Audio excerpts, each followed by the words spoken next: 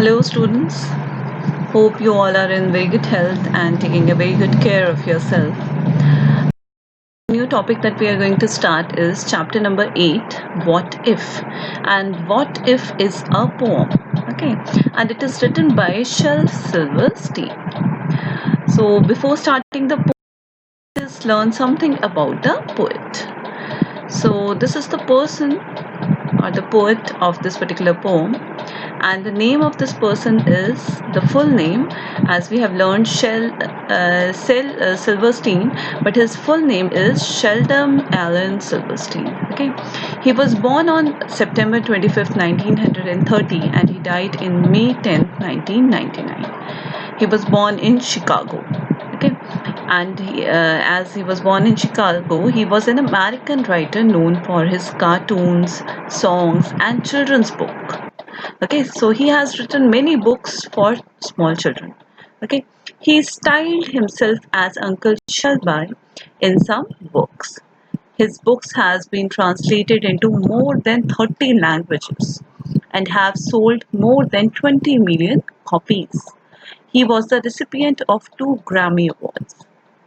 Okay, so he is a very known writer or poet, you can say, and as I told you that his main concern was writing the books for the children.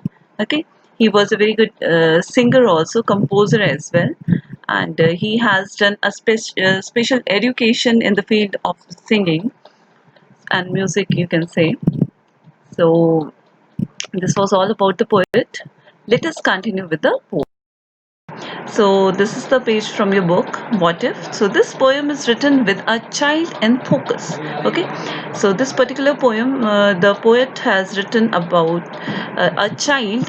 Means the main concern was about a child. The child in the poem worries about various things, thinking, what if, question mark, right? So personification is used to show the what ifs as small creatures that plant ideas inside the child's head. Okay, so personification is a poetic device, which are a literary term, you can say, and that I will explain you later on. Okay, after the explanation of the poem. This is the page from your book. So it is not that taken pages from somewhere else, so just look at the poem. Let us recite first, okay? Last night, while I lay thinking here, some what ifs crawled inside my ear and pranced and partied all night long, and sang their same old what if song. What if I am dumb in school? Question mark. What if they have closed the swimming pool? What if I get beat up? What if there is poison in my cup? What if I start to cry? What if I get sick and die? What if I flunk that test? What if green hair grows on my chest? So here you can see, there are lots of questions in the mind of the writer or the author. He has many what ifs. What ifs means what will happen if this particular thing will goes on in his life. Okay, as a small child also fears a lot about such things, because many things are like that we are not at all familiar with, right? So we are keep on thinking about them. If this will happen, then what will happen with us? Okay, so same kind of questions are here in this particular poem of written by Shel Silverstein. As you can see in this poem, bacha, there is not a proper verse over here. It is a free verse poem. Though there is a rhyming scheme, you can see here, long songs, cool pool. It's a long poem written in a single paragraph, which is having 26 lines. Okay, and the rhyming scheme, you can see that here means A B B C C D D E E F F, like that. Okay, so let us start with the explanation of it. So last night while I lay thinking here, so the poet is saying that while he was lying on the bed, okay, at night, so he was keep on thinking, he was thinking a lot about some what ifs crawled inside my ear. Some what ifs crawled inside my ear.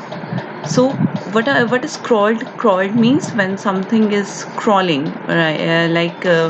You know, any insect is crawling like that. So crawl here means came or appear in mind. So some what ifs means some questions were arising in his mind inside his ears, right? So it means they were asking the questions to him in his ears again and again, and pranced in parties all night long. What is pranced? Pranced means which are moved with quick steps, with high springy steps. Springy means like a spring. As the spring bounces, same like that. So means he was saying that those questions were bouncing a lot, were partying over there at night, all long night in my ears, in my mind, and sang their same old what if song.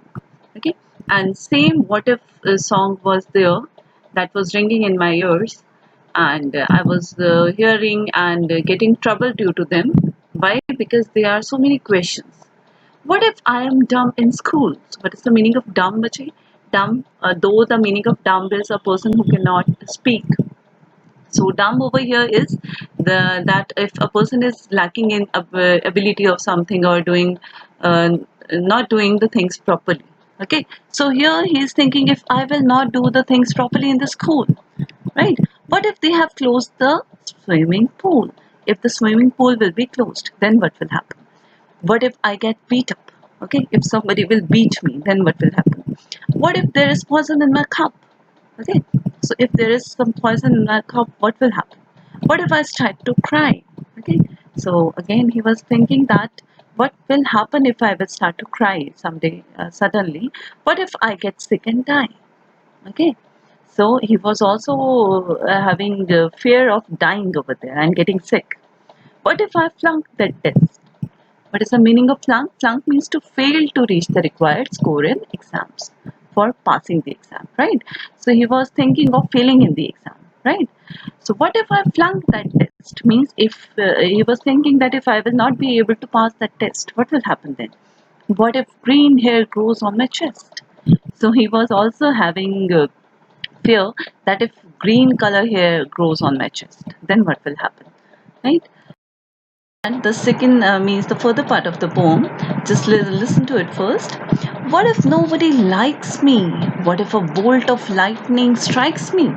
What if I don't grow taller? What if my head starts getting smaller? What if the fish won't bite? What if the wind tears up my kite? What if that they start a war? What if my parents get divorced? What if the bus is late? What if my teeth don't grow in straight? What if I tear my pants? What if I never learn to dance? Everything seems well, and then the night time, what if strike again? Okay, so here you can see which are there are loads of questions over here, right? So now here in this page, the first question is, what if nobody likes me? He was also having the fear that if nobody will like me in the society or in the outside world, that what will happen?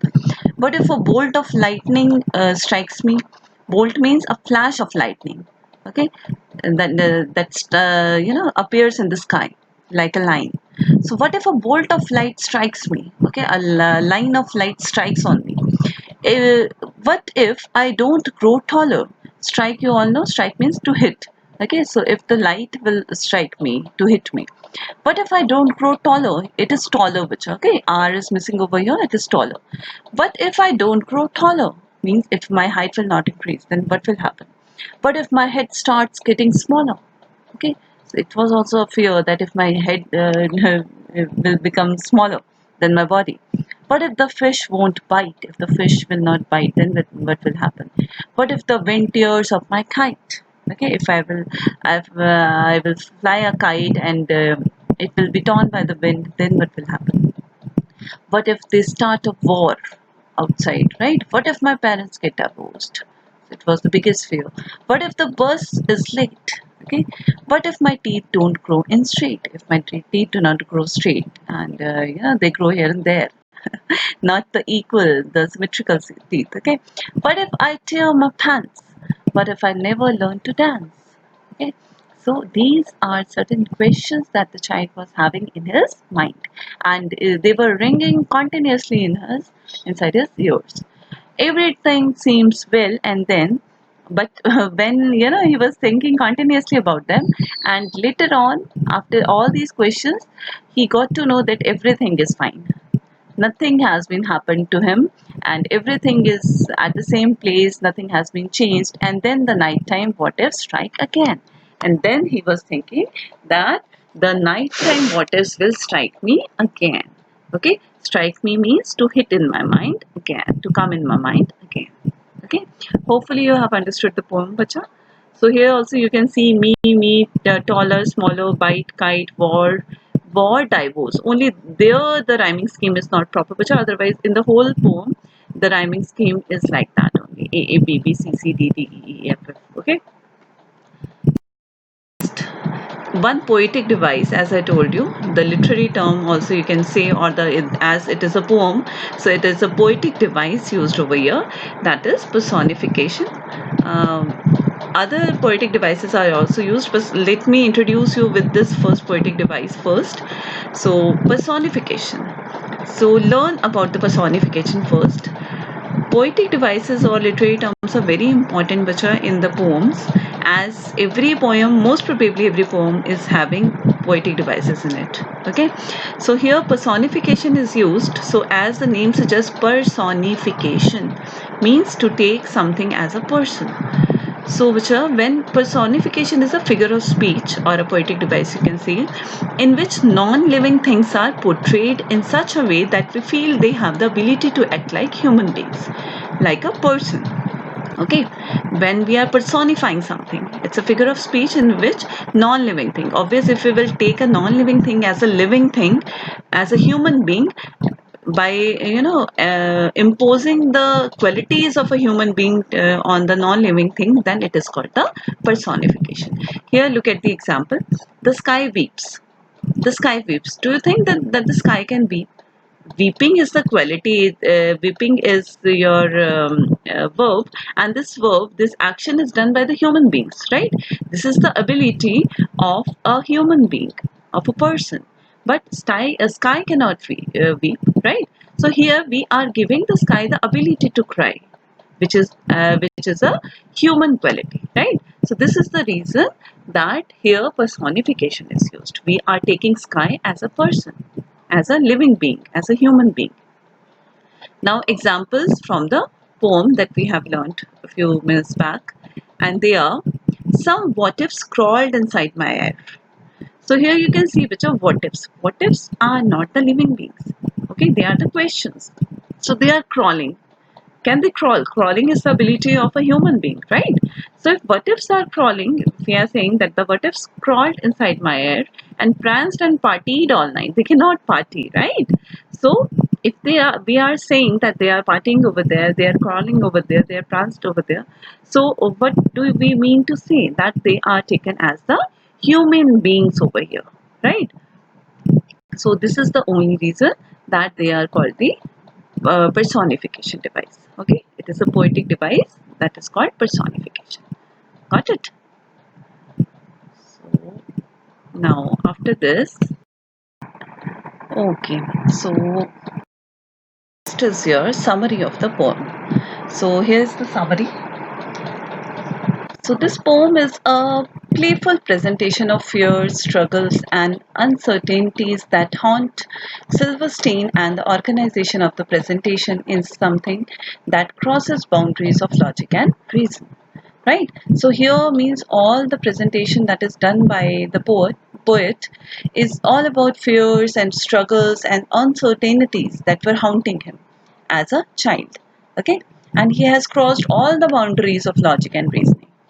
Through this approach, he has crafted a poem that allows people across similar boundaries to share the commonality of experiencing nighttime overthinking in a way that shows connection and allows us to see humor in the midst of the frustration also.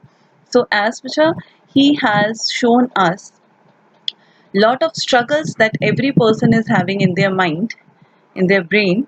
So there is commonality. Commonality means the common thing that is between the poet and the common people. So means all the nighttime thinking, the overthinking, that is, which is, sometimes some things are like that which cannot be happen in our life, but still we are thinking about them, right? So it is also creating some kind of humor over here. Humor means some kind of laughter, right? Happiness. So the midst of the frustration, in this he has unites and entertains in spite of the trouble. Okay, so there are so many troubles in the mind of the small child, but still there means he has united all the things and he also entertains in this poem, right? Because few questions are like that, that are completely illogical, right? So this was the poem which hopefully you have. Now next time we will in the class I will explain you again, and till the time, if you are having any queries, just jot down your queries and you can ask me in the session. Okay, take care of yourself. Goodbye.